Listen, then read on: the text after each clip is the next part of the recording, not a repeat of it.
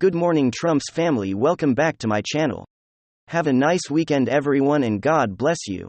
Alright, without further ado, let's get into the news this Saturday morning. A New York State Supreme Court judge has struck down the state's draconian gun confiscation law as blatantly unconstitutional. ERPO, which stands for Extreme Risk Protection Orders, was the latest attempt by New York liberals at enacting so-called red flag laws. Red flag laws allow the government to seize firearms from a person they believe possesses a threat to themselves or others, even though they haven't committed any crime. Since the law took effect back in 2019, there have been nearly 2,000 gun removal orders issued. It's a radically draconian law that's being used by woke leftists to incrementally disarm the population throughout blue states that have a large gun control contingency in their state legislatures. That's not all blue states, right?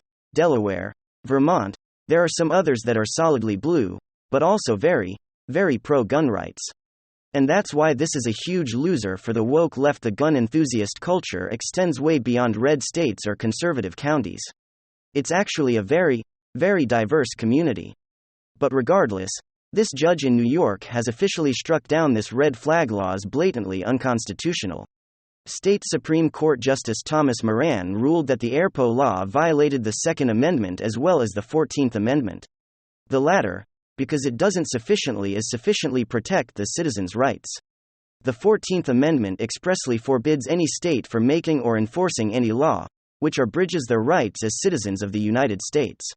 Now, this ruling comes on the heels of the Supreme Court's earlier ruling known as the Bruen decision, which also involved the state of New York, interestingly enough, which tried to require gun owners to show proper cause to get a license to carry a concealed handgun outside their home.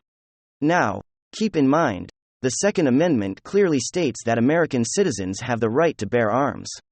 We have a constitutional right to carry guns, but the Democrat monopoly in New York didn't think so. So SCOTUS had to step in and strike down that law was blatantly unconstitutional. It was the 63 ruling, and the court found that New York's restrictions on obtaining a concealed carry license were unconstitutionally restrictive. Surprise, surprise, the court agreed that the only person according to the Second Amendment, the only human being on the planet that should decide what the proper cause is for carrying a concealed weapon is the person carrying that weapon, the person bearing it. That's what shall not be infringed, actually means. And this judge in New York in this latest decision, a couple of days back, cited the Bruen case several times. So the Supreme Court set the clear standard that a person's right to bear arms shall not be infringed. And now we're seeing state Supreme Court justices enforcing that precedent. In other words, your constitutional rights are not subordinate to the weaponization of fear and safety. If your neighbor is concerned about his safety around you, that concern does not trump your constitutional rights.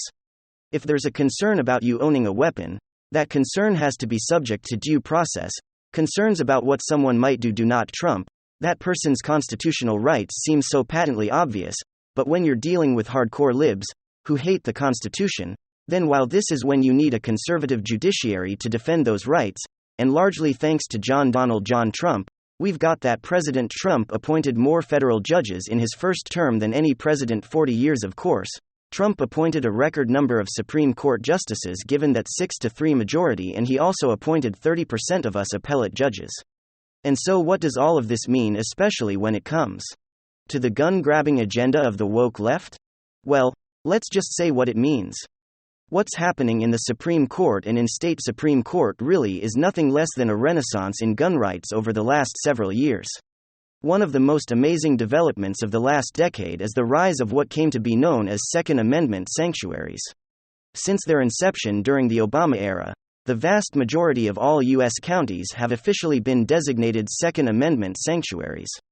As of today, there were now 1930 counties protected by Second Amendment sanctuary legislation either at the state or county level, which represents 61% of the 3,141 counties in the nation.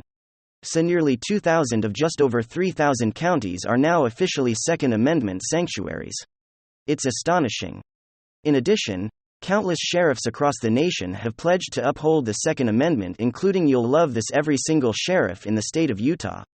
And this massive embracing and protecting the Second Amendment, it goes beyond even that.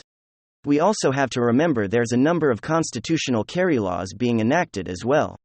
Constitutional carry involves laws that expressly state a citizen's right to literally bear arms. There's no permit required to possess a concealed handgun. In other words, the FBI background checks when buying a gun are enough.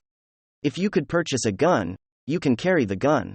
Recently, the state of Georgia became the 25th state in the union to pass constitutional carry that officially makes half the state solidly pro-Second Amendment in its original constitutional form. So there is no question the woke leftist attempt at confiscating firearms is, shall we say, backfiring big time. With these latest ruling from both the federal and state Supreme Courts, that backfire ain't going away anytime soon. And then, this is some big news. Kevin McCarthy vows to keep fighting, says it's not how you start. It's how you finish. Representative Kevin McCarthy vowed to keep fighting for the House Speaker title as the Freedom Caucus holdouts continue to stonewall him. Quote, "This is a new thought we're going to have. We have a 5-seat majority," he said. So it's not that one side is going to get more than another. It's the entire conference is going to have to learn how to work together.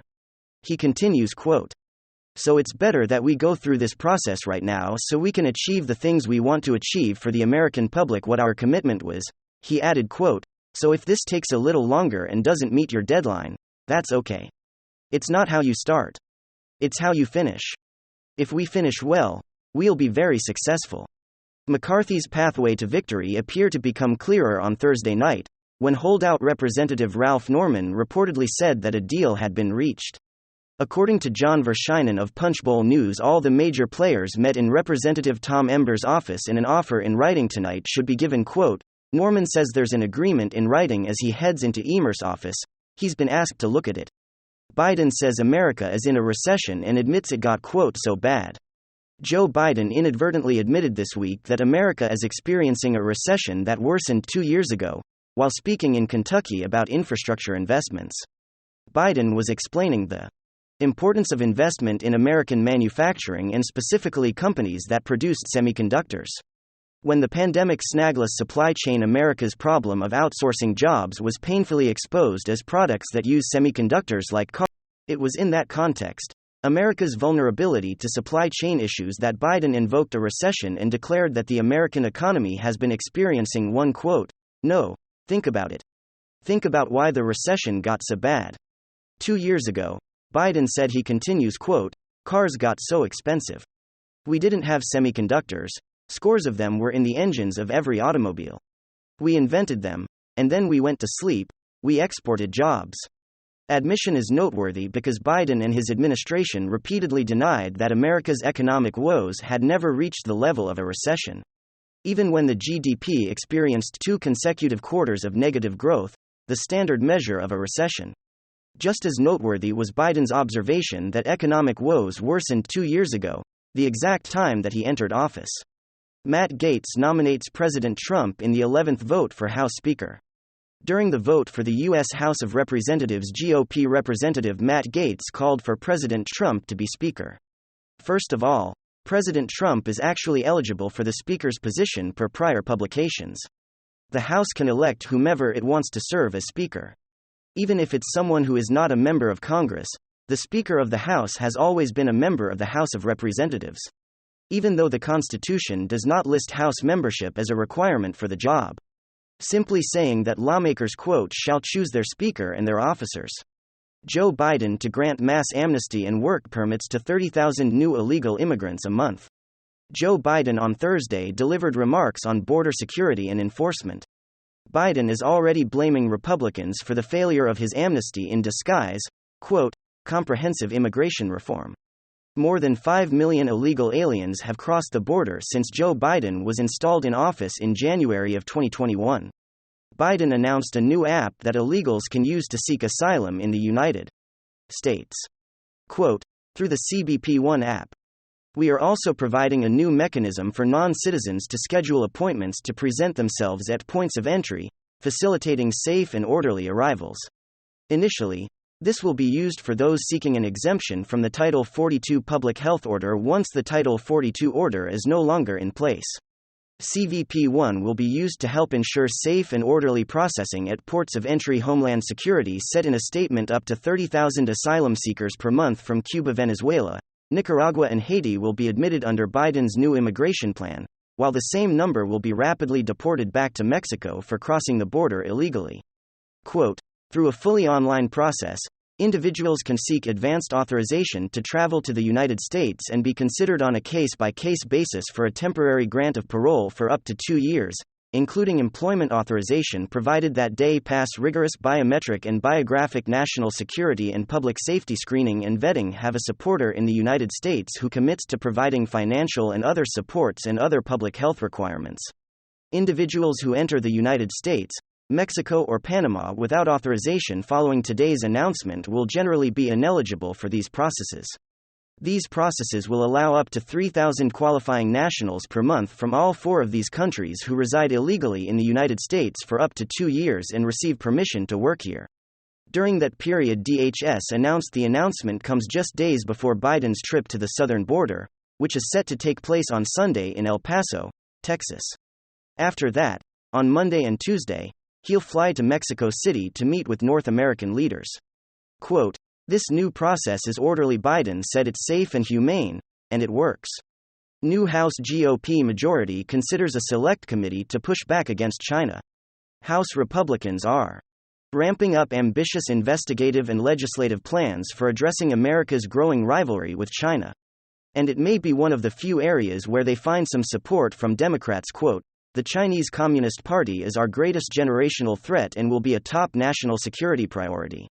This Congress Representative Michael McCaul stated when Republicans officially took control of the House as a new Congress was sworn in. McCaul, the incoming chairman of the House Foreign Affairs Committee, will be one of the leaders driving a congressional campaign to combat Chinese influence, a key piece of House Republicans' agenda.